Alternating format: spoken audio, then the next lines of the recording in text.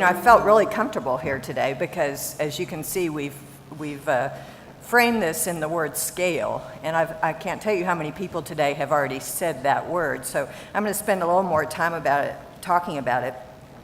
And then I also just wanted to bring to your attention, if you didn't notice, that little video clip that was so cool on natural capital.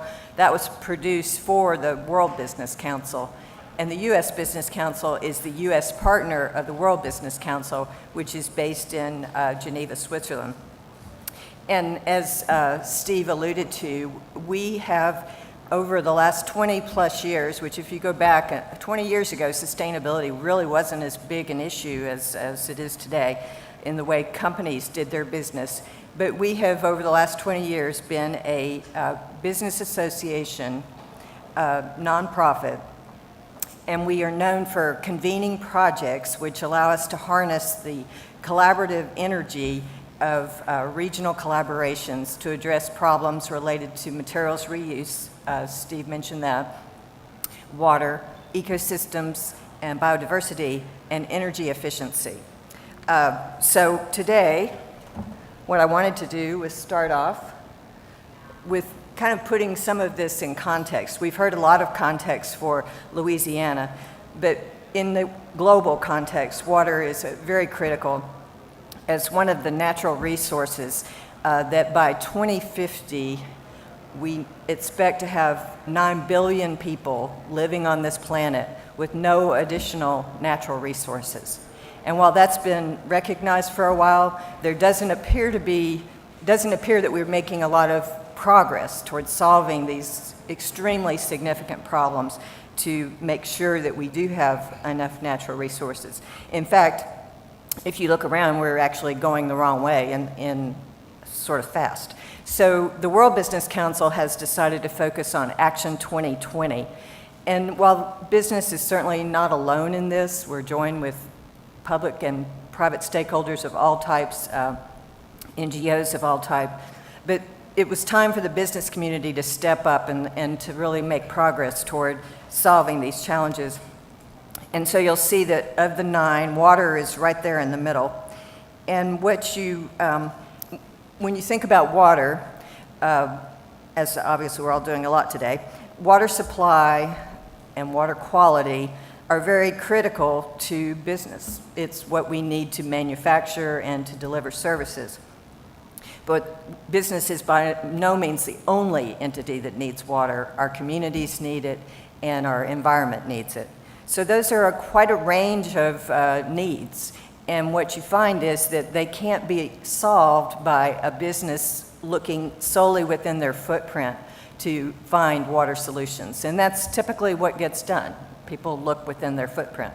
So one of the water challenges, one of the challenges within the water area is something called shared business risk, and really finding solutions for shared business risk. So if you, we've talked about scale. I'm going to bring all these in. The Business Council has sort of recognized, and we're working with ERM and Yale University on this, recognized that we say we need to scale. Well, what does that mean, and how do you do it? So these are some of the factors that we've identified, and this is exploratory. If you take issue with any of these, I'd love to hear from you, because we're trying to really sort out what they do mean to everyone. But it's trying to figure out what kind of action would be helpful. So most of us, when we get involved in an important project, we think if we could have maybe a 10% lasting impact because of what we did on that project, that we've done really well. And we pat ourselves on the back and say, good job. But what we need to achieve the challenges, or to meet the challenges that 2050 brings, is really go 10x, 100x. And that's much harder to get your arms around and to really understand how to do that. So what we're trying to do is dig into exactly what it takes. But this room is full of people with good ideas and new opportunities for solutions and new technologies, and all of those are desperately needed throughout the world, but certainly also here in Louisiana. So this takes me to tell you about, it went too far. How do I go back? Red? Okay. This is the Louisiana Water Synergy Project that I'm here to tell you about. Basically, if you're going to take something to scale, you need a way to talk to each other. And so we looked around and discovered that with respect to water, there often weren't forums where people from multiple industries could come together and share information about problems they were worried about, to find mutually beneficial solutions, and to take action. So we're all about taking action, and we have been going for about 2 years. But I would say that it's been a little slow to take action, and I think I attribute that back to the footprint versus the watershed. So how do you get your arms around what the watershed needs versus what you personally need? But I will tell you that we've really had a lot of commitment to this, and these are the companies that are participating in the project. There are 22 of them listed there. And I think we can safely say that we have really found that this is the kind of business solution that will help address shared water risks, because it brings people together in a collaboration forum to actually do that. So we are working on 4, I did it again. Oh, I know, you don't have this, I have this. We're working on 4 working groups, so through meetings and working meetings where we bring people together, we have 4 working groups: wetlands, nutrients management, water system sharing, and alternative levee materials. And I'm not going to talk about those in detail, but if you have questions about what we're doing in any of them, I'd be happy to answer them. And a big part of this is really collaboration. I was very impressed with the St. Bernard story, as I know you were too, because that's really a collaboration that's going places. And that's what we're all about, is finding people, giving people a chance to interact, learn from each other, hear what problems are out there that they're dealing with. And while I said industry leads it, we did start it, but we're not the only ones in the room.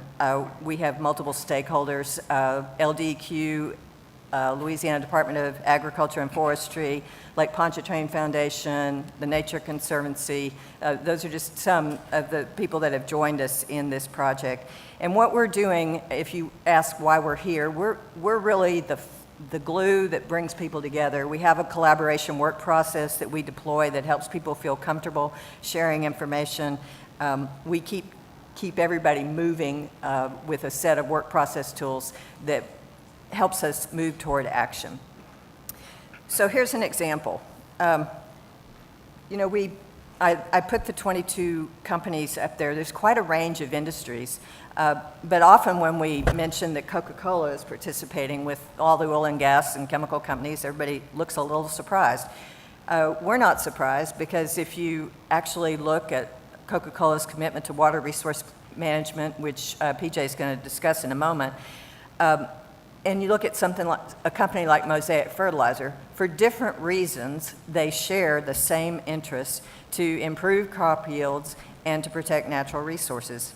So with their leadership, they have led us towards some important steps.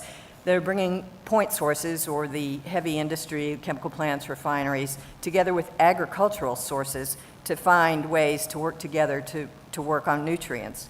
So what we've done so far is just find out that that's an opportunity for collaboration. And we've engaged the regulators with LDQ and LDAF to talk with us about establishing a water quality trading program for Louisiana, which, if you've read the draft nutrient management strategy, is environmental markets are one of the areas that they do include there. And in going back to that strategy, we've been identified, our project has been identified in that strategy in 3 different places. So we feel like we've made an impact in terms of our interest to help solve this problem. And what we found is that by bringing the speed and efficiency of businesses to the table, we're converting water problems and challenges into economic opportunities.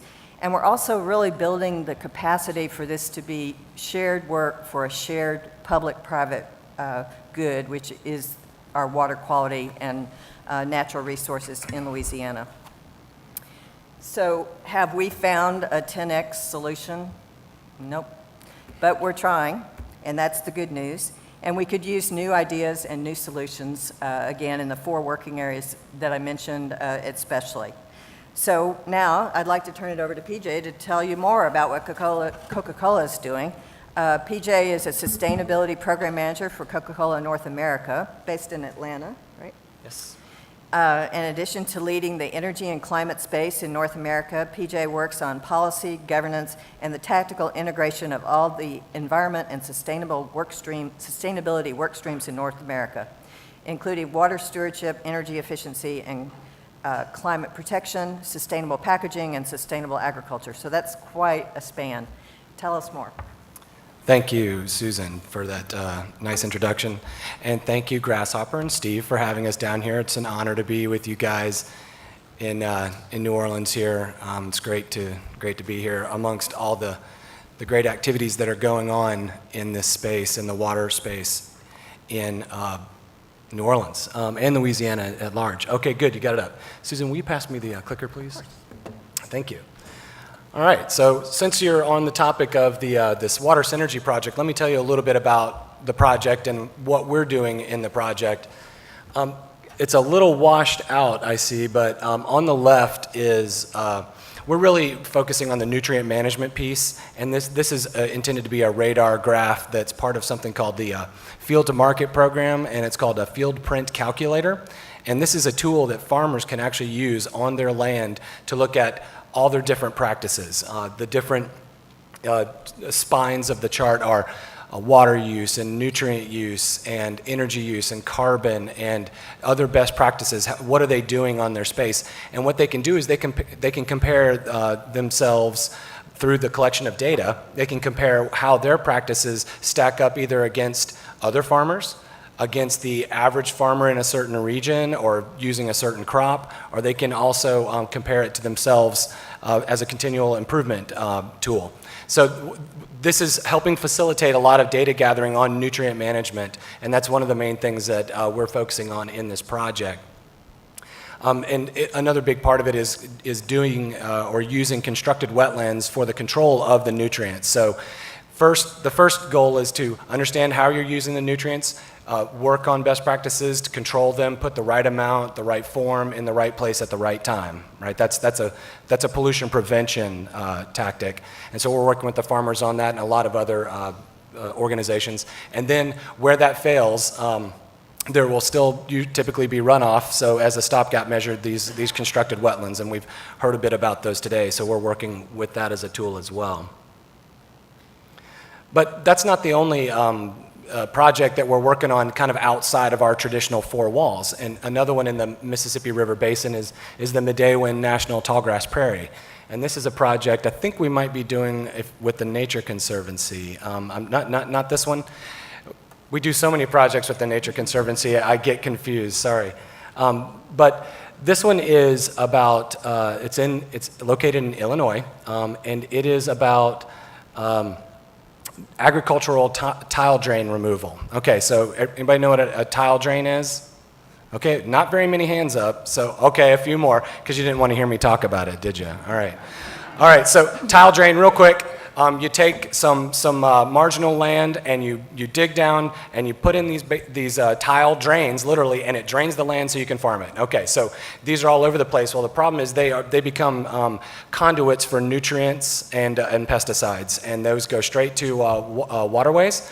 And so some of them have been abandoned in various areas, and during part of the restoration and nutrient management, we're doing tile drain removal projects, and this is one example of such a project. Another example is here in Louisiana, and this is in northeastern Louisiana. It's called Mollisey Farms, pretty big area, and we're focusing here on strategic levee breaches to, this is the Upper Ouachita, if I've said that right, National Wildlife Refuge, and we're doing strategic levee breaches to restore the natural pulse of the Ouachita River to the floodplains, okay? So again, it's about restoring hydrology. Did I say I work for Coca-Cola? What does this have to do with Coca-Cola, right? So the reason we're involved in this sort of thing is that we recognize water as a shared asset of the communities. It's our lifeblood. It's obviously the main ingredient in all of our products.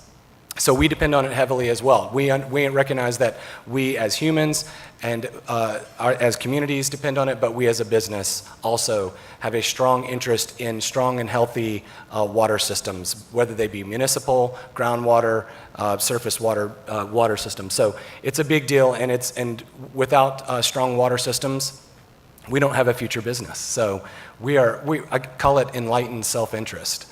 But it's a doing well by doing good. We talked, Steve and I were talking a little bit about Ray Anderson. That was his phrase, doing well by doing good.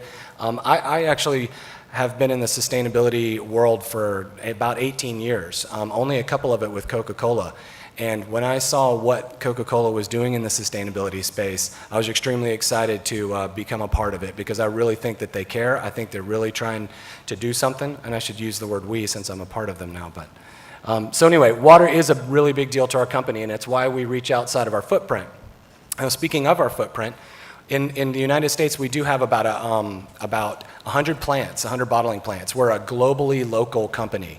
It doesn't make a lot of sense to ship water long distances, or it's a heavy thing, and so that's why we locate our plants near where the people are that want to consume the product. If you look at this map, I tried real hard to overlay the Mississippi River Basin, and my art skills are not very good, so just imagine there's an overlay of the Mississippi River Basin, and it's about a third of the plants in the United States are in the basin. And all of that winds up, going by here, right? So that's our connection to the Louisiana Water Synergy Project. And we actually have two plants in Louisiana, one not too far from here, Harahan plant, and then we have one in Baton Rouge. Let me talk a little bit about our policy, how we deal with water in general, and why, why it's important to us, but how do we interact with water, and how do we think about it as a part of our business strategy? So first, we work on reducing the water that we use to make the beverages. We do have a new goal that by 2020 we will reduce the water used to make our products by 25%. That's an additional 25% over the work that we have recently completed. I believe it was a 22% reduction in water in the last 8 years or so. So we're setting that bar again, and we're moving it. We're never satisfied with where we are. So got a big goal there. And then in addition to that, we have made a commitment to replenishing 100% of the production volume of our global beverage business. Okay, so what does that mean? Essentially, you can think of it as a water neutrality goal.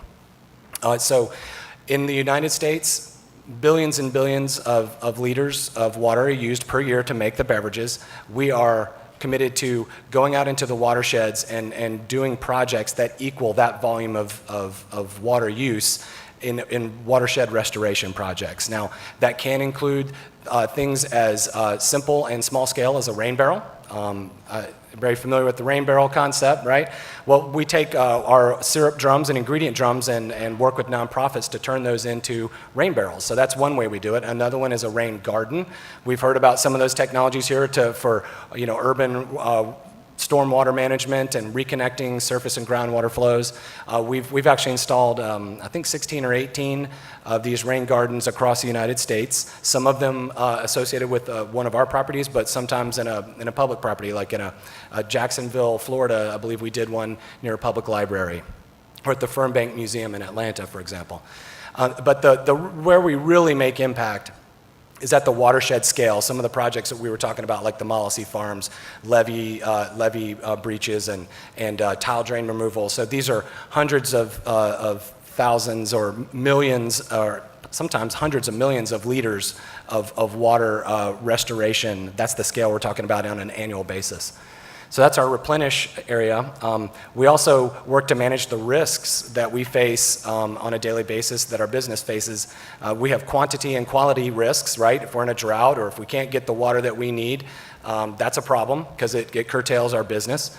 But also the quality. We obviously need good quality water as well. And so we have, again, an interest in working with communities to make sure that the water quality is maintained. And then lastly, whatever water does not make it into our beverages, the processed water that's left over for cleaning and what have you, we put that back into the environment at standards that, if there isn't a local standard, like a public treatment works, usually that's who handles it, but if not, we have our own global standard to make sure that the water that goes back into the watershed can support aquatic life. So that's our four-pronged approach that we use. And I know that you guys, a lot of the folks that we've heard about here are doing the innovation. We're a beverage company. We know how to beverage, and we know how to make beverages, and we know how to market them. What we also try to do is innovate in that space, but we rely a lot on external entrepreneurs as well. Anybody familiar with Dean Kamen, who invented the Segway?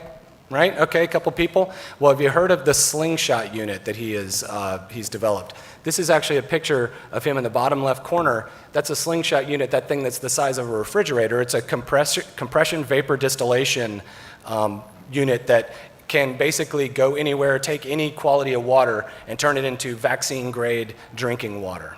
Okay, so he had this great idea, but we partnered with him because it was such a neat idea, and we've helped him miniaturize it. So after our work came into play, we helped him work on getting it down to a scale that was very portable and could get to the places it was needed. But we also have a distribution infrastructure that we can lean on as well. And so we have a goal to put these out across the globe to provide areas with clean access to clean drinking water where that doesn't exist today. But we also innovate inside of our facilities, water efficiency is the main thing. What you see here in the top left is a reverse osmosis system for reclaiming some of our used processed water so that we clean it back up to a drinking standard and we can use it again in other applications. And we're doing something, the East Bay Municipal Utility District was mentioned earlier. In Oakland, California, we actually have something we're working on called Project Rainmaker, and where that we're connecting a series of commercially available technologies today, from reverse osmosis, ultrafiltration, ozonation, all these different things. UV lights to clean it all up and make those drops of water come back around to the front end again and do anything in the plant short of going into the beverage. So it can do anything, be used for cleaning and anything like that. So we're working on our innovations, but again, like I said, that's not our main area of business. So we rely on folks like yourself to help introduce us to those innovations. And we can't do any of this without partnerships. I mentioned the Nature Conservancy. We have lots of partnerships with National Resource Conservation Service. The World Wildlife Fund is a major partner of ours, and I'm not going to go through all these partners, but that's a key strength is our partnerships, because we are not experts in agricultural tile drain removal and reintroducing river and floodplain pulses. That's not our area of expertise, but we're honored to be partnering with such great organizations to help with our water issues that we do face. And so that's it for me. Thank you.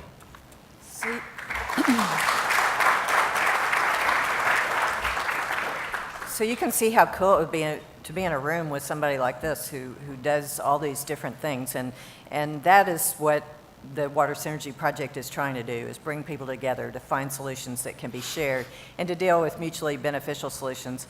And sometimes some of the things we're considering are may be potentially of public concern. So another role that the Business Council takes is to bring academic and neutral forces to the front to actually understand the impacts of particular projects we might have come through and make sure that they do toe the mark in terms of meeting public concerns. So that is all. We're probably pretty close to out of time. Do we have questions or a couple of minutes to take questions? Oh, there's one there. Okay. She's coming with the mic. Coming with the mic so we can hear you. Thought we got off topic. I want to know whether you're doing all this as a corporate social responsibility, or you're doing it because you're using water as one of your raw materials. So what the question, I believe, was, are we doing this because of corporate social responsibility For or the communities, for the communities, or you're doing this because you're using water as one of your raw materials in your Coca-Cola company? Well, okay, so good. I think if I got the question right, why are we focusing on water? Because it is our main ingredient in every one of our products. Now, so we could do a lot of things, and we do actually. Coca-Cola does a lot of things in the communities through foundation, education, scholarships, women's empowerment, community activities. We do a lot of things, but what we focus on in the sustainability space is 4 areas that Susan had mentioned earlier, and water is our leading concern, in addition to agriculture, energy and climate, and packaging. Water it's our key business. It's a risk to us. We've listed water as a risk in our SEC 10K filing for at least 10 years. I mean, it's something we've got to keep our eye on. That means it's material. It's a material risk to our business, but it's an opportunity for us to also work with our local communities that we do operate in, because I said we have 100 bottling facilities in the US. We have about 1,000 globally. And so, it's a globally local company, and water, tends to be a very local issue as well. So it's partly business risk mitigation, it's partly reputation, but it's partly just smart business, community relations, but also mitigating our own risks that we could have could impact our ability to make the product. Did that answer your question, sir? Thank you. Okay, I just want to make one other thing that I meant to mention. I recognize that there's a lot of talent in this room. I mentioned that the World Business Council's Action 2020 has shared water risks. This has been identified, our Water Synergy Project has been identified as a business solution in that space. So we'll be looking to scale it at other water-stressed regions in the U.S. and exporting the idea outside the U.S. So if you have interest in that kind of work to help find solutions in this space, I think there'll be lots of opportunities going forward. Thank you. Thank you.